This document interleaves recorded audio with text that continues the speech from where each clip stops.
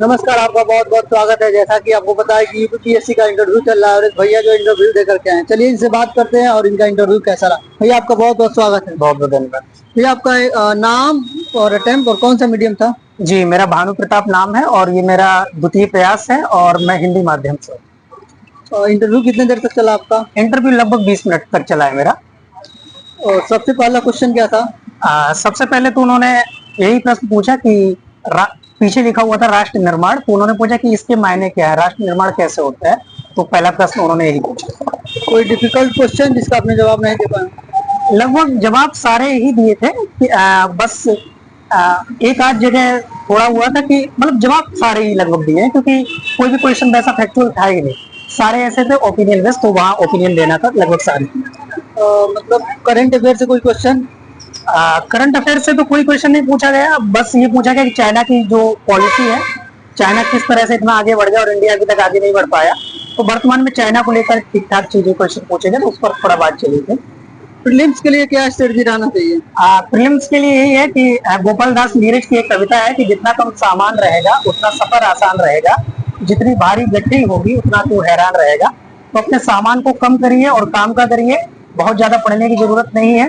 आप maximum resource के पीछे मत भागिए, मिनिमम रिसोर्स रखिए और कई बार रिवीजन करिए और टेस्ट लगाइए, ये आपकी मतलब रणनीति होगी। इसके अलावा हाँ, आप घटना चक्र है, लूसेंट है, एनसीईआरटी है, इन सभी को बहुत अच्छे से पढ़ जाइए। इन सबको जब आप बहुत अच्छे से पढ़ लेते हैं उसके बाद ही किसी और सोर्स की तरफ भागिएगा। तो प्रीलिम्स के लिए कोशिश यही करिए सामान को कम से कम रखिए। मेंस के लिए क्या स्ट्रेटजी रहना? मेंस के लिए आप जितना ज्यादा लिख सकें, जितना ज्यादा टेस्ट पेपर अटेम्प्ट कर सकें उतना ज्यादा बेहतर होता है, और ज्यादा से ज्यादा लिखिए, लिखने की प्रैक्टिस ज्यादा ज्यादा करिए। और उसके बाद आप कौन से न्यूज़पेपर को फॉलो किए थे? न्यूज़पेपर जनसत्ता ज्यादातर पढ़ते थे, जनसत्ता ही पढ़ते थे। उसके अलावा ओनली आईएएस का एडिटोरियल डिस्कशन आता है तो वो हमेशा सुना करते थे।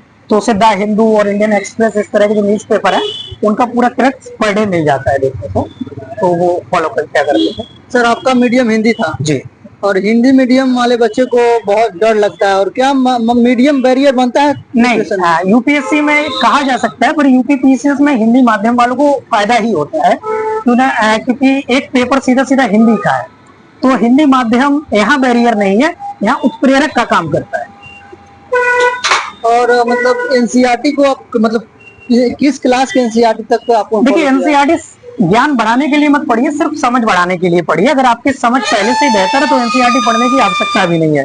क्योंकि मैं काशी हिंदू विश्वविद्यालय से पढ़ा हूँ, तो काशी हिंदू विश्वविद्यालय में मैंने एनसीईआरटी पहले से ही पढ़ रखी थी, बाद में मैंने एनसीईआरटी पढ़ी भी नहीं। तो एनसीईआरटी आप जरूरी नहीं कि आप पढ़िए ही, आप समझ बनाने के लिए एनसीईआरटी पढ़ सकते हैं, लेकिन एनसीईआरटी कंपल्सरी बिल्कुल नहीं। भैया सोशल मीडिया का एज है और तमाम बहुत सारे डिस्ट्रैक्शन है, और जो नए यूथ है वो डिस्ट्रैक्ट होते हैं, तो वो अपने डिस्ट्रैक्शन को कैसे ओवरकम करें?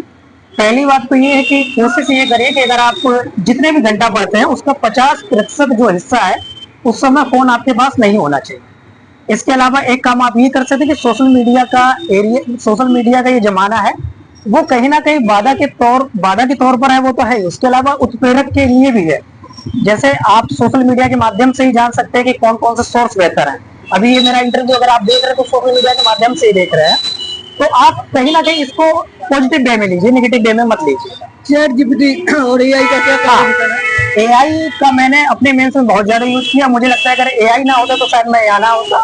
तो कुछ जैसे ऐप है, जैसे डीपसीक है, चैटजीपीटी है, ग्रोक है, जेमिनी है, तो इन चारों को मैंने इंस्टॉल कर रखा है और इनकी मैंने मेंस में बहुत ज्यादा मदद ली है और अभी इंटरव्यू की तैयारी में भी है। डीमोटिवेशन को कैसे ओवरकम करेंगे? डीमोटिवेशन के जैसे के लिए आप सबसे पहले तो ये करिए कि आप पढ़ाई के अलावा भी और चीजें करिए। आप सिर्फ पढ़ाई के लिए मत लगे रहिए, उसके अलावा आप जो भी आपकी स्किल है उनको थोड़ा बढ़ाइए। आप कुछ हॉबी को अपना फॉलो करिए, डायरी राइटिंग करिए। इसके अलावा एक बात हमेशा याद रखिए कि जो भी आपकी टेबल है उस टेबल पर एक किताब हमेशा ऐसी होनी चाहिए जिसका वास्ता आपके सिलेबस से ना हो। वो मोटिवेशनल बुक भी हो सकती है, वो किसी महापुरुष की जीवनी भी हो सकती है।